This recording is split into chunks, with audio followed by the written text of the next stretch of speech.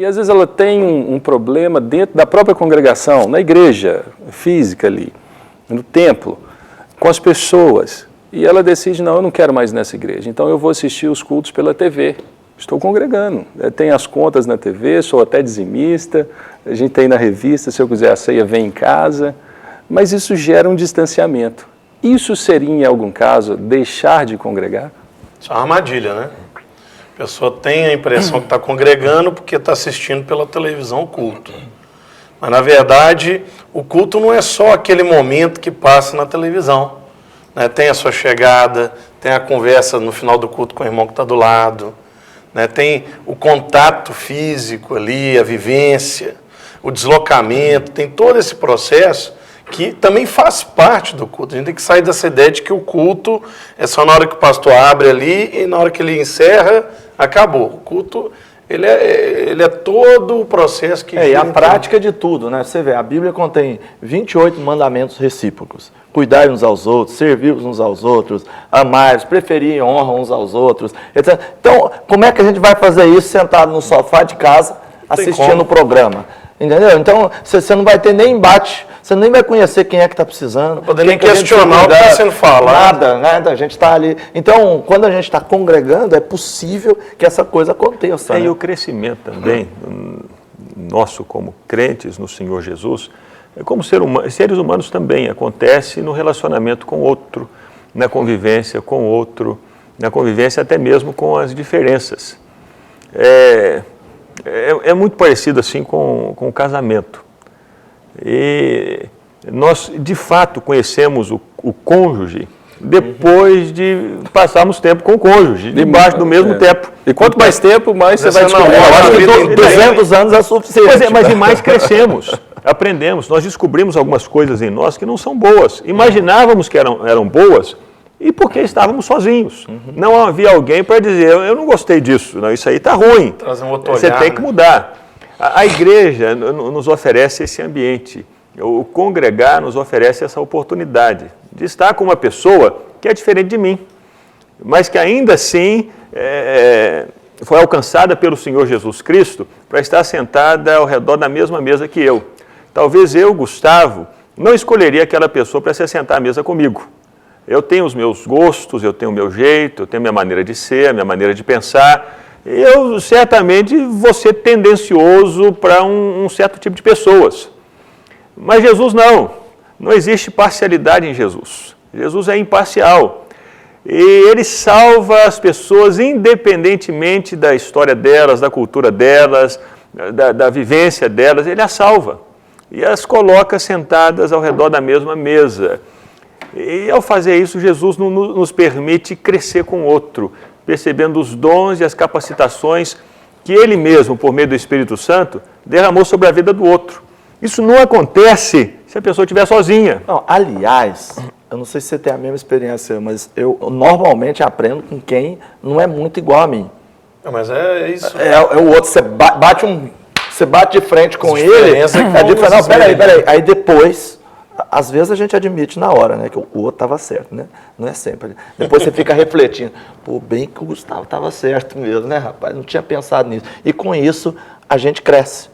Né? E você sabe a impressão que eu estou tendo no nosso programa aqui também? Que a gente está meio na cozinha, né? Quem está olhando assim, mas vendo um ladrilho, né? Os ladrilhos, ladrilhos.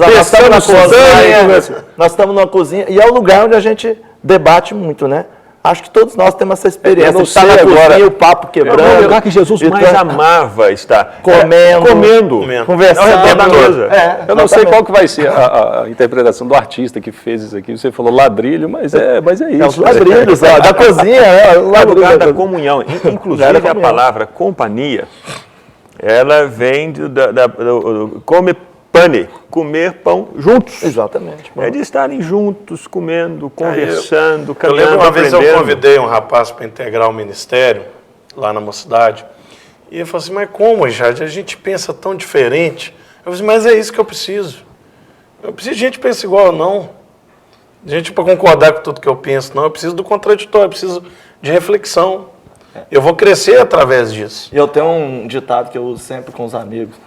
Eu falo assim, olha, a gente começa a brigar, né? Começa a ter uma discussão, eu falo para ele, olha, já estão começando a ficar amigos. Eu vejo aquela amizade junta assim, né? Próxima, fica cheio de delicadeza. Não, vai você. A amizade vai aumentando. E a igreja começou assim. A gente teve no primeiro concílio da igreja, em Atos 15, o concílio de Jerusalém. E foi a primeira vez que teve uma confusão, que a igreja se assentou junta para pensar as diferenças da própria igreja. A igreja como um todo, não só a igreja de Jerusalém. A igreja de Jerusalém já havia se assentado junta para conversar sobre a questão da distribuição dos pães para as viúvas gregas e para as viúvas dos judeus. Está lá em Atos, se eu não me engano, Atos 6. Mas era a igreja de Jerusalém. Mas de repente a igreja cresceu, ela passou as fronteiras de Jerusalém. O evangelho começou a alcançar não somente os judeus, mas os gentios. Gente de Samaria, gente da Cilícia, gente de Chipre, gente de Listra, gente de Cônio, gente de Derbe, gente de diversos lugares diferentes, com histórias diferentes, culturas diferentes, modos diferentes. Os judeus não queriam isso. No início o judeu imaginava, não, temos que pregar o evangelho só para o judeu. Até que Deus trouxe uma visão para Pedro dizendo, você mata e come. Não considere impuro aquilo que Deus purificou. A igreja começou a entender isso, mas a vivência é difícil. É possível a pessoa entender com a mente, é verdade, eles estão falando da importância de congregar, isso é fundamental, eu concordo com eles. Mas para aquela ação, para ir para a igreja, para sentar no banco, para se relacionar com outro, isso é um outro passo muito grande. E a igreja experimentou isso quando os gentios começaram a fazer parte da igreja mesmo. E aí houve um concílio em Jerusalém. Os diferentes se assentaram. Se assentaram aqueles lá de Jerusalém, diz os partidos. Pois é, houve diálogo, houve uma discussão acalorada. Houve a discussão, mas houve uma definição e houve uma conclusão. Gente, é isso que Deus quer, que nos assentemos juntos, que aprendamos uns com os outros, que cresçamos uns com os outros. Isso só acontece na comunidade, na comunhão, com aqueles que Deus mesmo traz e coloca à mesa. Então são duas coisas. Uma é a comunhão entre pessoas que têm a fé em Jesus, que experimentaram um novo nascimento.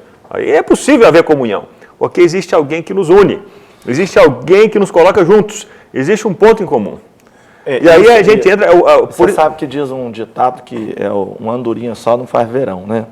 Já ouvi esse ditado. Então, na verdade, quando se está junto, se consegue deliberar, fazer alguma coisa. Até oração é diferente.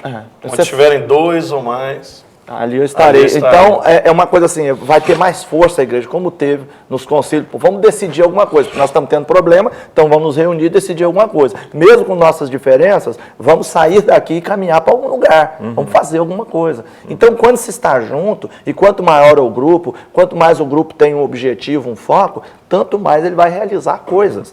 Então, por isso é importante estar congregado. Por isso é importante estar junto. Nós pensamos diferentes em alguns pontos, mas nesse ponto aqui nós somos firmes, estamos todos concordando. Então vamos caminhar nisso aqui. Imagina eles enviando viagens missionárias. Umas 3 viagens missionárias que Paulo foi enviando. Aquilo, eu tenho certeza. Quem vai pagar a conta? Quem vai fazer isso? Para onde nós vamos? Vamos para cá? Vamos para lá? O que nós vamos fazer? Qual o evangelho que nós vamos pregar? Não, então chegaram no acordo, então manda agora aqui. Paulo, esse aqui, os 5 lá de Atos 13. Pois, eu acho que só uma pergunta que eles não fizeram. Não fizeram a pergunta, qual o evangelho que nós vamos pregar? Porque só existe um evangelho. É o evangelho de Cristo. E Paulo disse, olha, se alguém chegar pregando um outro evangelho, que seja anátema. Mas ele encontrou em muitos lugares o evangelho, não está sendo pregado aquele evangelho. E por isso ele se levantou. Escreveu as cartas dizendo, peraí, gente, esse não é o evangelho que vocês receberam. Exatamente. João escreve nas cartas dele constantemente dizendo, olha, cuidado, mantenham aquilo que vocês receberam no início. Judas, escrevendo a carta dele, diz, batalhem pela fé uma vez recebida pelos santos. Porque é uma só. Paulo escreve aos Gálatas, mesmo se um anjo vindo do céu pregar um evangelho diferente daquele que eu preguei por vocês, que vocês receberam, seja anátema, não recebam. Então, eles podem ter conversado sobre isso. Paulo disse, os profetas, os falsos profetas. Paulo disse, aí Paulo traz uma instrução. Paulo cita os cristãos de Beré que examinavam nas Escrituras para conferir existe uma preocupação da manutenção da igreja. Isso. Ainda hoje, a gente dá um salto assim, que talvez a gente vai falar mais à frente, mas às vezes as pessoas precisam então conferir de acordo com as Escrituras. a decepção que eu tenho de não querer congregar, o que eu não quero mais com essa igreja, será que pode ser, porventura, a origem de que isso não está de acordo com o Evangelho do Senhor Jesus? Nós conversamos sobre o bloco anterior, sobre a questão dessa pluralidade de igrejas. Às vezes a pessoa sai e vai abrir uma igreja e diz, assim que é certo. Acontece isso. Quando nós percebemos o movimento de igrejas no início, houve talvez um dos momentos mais intensos e acalorados da igreja, quando a igreja experimentou uma divisão, se podemos dizer assim, foi no momento da Reforma Protestante, no século XVI. Lutero, por exemplo, que é colocado como aquele que começou a Reforma Protestante, em nenhum momento ele teve a intenção de começar uma igreja nova. Em nenhum momento ele teve a intenção de mudar a igreja. Revisar a sua igreja. Como sempre aconteceu. Esses movimentos de reforma da igreja, de convivência na igreja, de acerto na igreja, como aconteceu em vários momentos na história do povo de Israel e mesmo aqui na igreja do Novo Testamento. Quando houve um problema ali entre os judeus e os gentios, eles se reuniram como igreja e decidiram juntos. Eles não tentaram, expulsaram um ou outro. Paulo não disse, então se vocês não me ouvem, eu estou indo embora, o problema é seu. Não. E Lutero também não. A intenção de Lutero era conversar sobre algumas questões, algumas práticas da igreja, alguns procedimentos da liderança da igreja. Ele não quis iniciar uma igreja nova. Essa nunca foi a intenção dele. Talvez porque ele sabia uma coisa que muita gente precisa saber hoje, que você que mudar de igreja é igual mudar de casamento. Você muda de problema e ainda fica com sombras do anterior. Essa que é a verdade. Então, quando você muda de igreja, você vai ver, essa minha aqui batizava nas águas, a outra por efusão, a outra por aspersão, a outra por... Aí ele muda infusão. Efusão. Aí ele muda, aí ele vai encontrar outros tipos de problema. Aquela igreja era muito acalorada, o povo gritava e orava alto. Essa outra, agora o povo é tão silencioso que eu quase durmo. Então cada lugar ele vai encontrar problema. Essa é a marca do nosso Aquela lá tempo. tinha pessoa ruim, outra pessoa ruim. Tem gente ruim e boa em todo lugar. Então a gente tem que saber se adaptar num lugar, ficar nele. Essa é a marca do nosso tempo. Hoje a religião é entretenimento. Hoje a religião do nosso tempo é entretenimento. Então as pessoas elas não estão buscando a igreja para congregar, mas para atender às suas demandas. Ou melhor, não estão buscando. Muitos não procuram necessariamente a igreja por causa de Cristo, mas procuram a igreja por causa delas mesmas. Por causa de si próprias. Como eu posso satisfazer esse meu desejo? Como o que essa igreja pode me atender? Preciso de uma cura, preciso de dinheiro, preciso de um carro, preciso de uma casa, preciso disso. Tudo, mas infelizmente, não estamos dizendo que são todos. E aí nós falhamos, as pessoas talvez sejam atraídas por um discurso onde ela vai encontrar como se fosse uma palestra e que vai levá-la àquela reflexão. A proposta da beleza da igreja, a beleza da igreja, é claro que é a reflexão da palavra, a prédica, né? Trazer isso à consciência, ouvir a palavra de Deus, ser instruído, ser direcionado pela voz do pastor, que recebe de Deus e direciona. Um pastor que tem a proposta de andar em integridade com Deus, que recebe de Deus a orientação e traz essa orientação para o seu rebanho, porque ele é o responsável ali. E, ao mesmo tempo, a igreja que se reúne.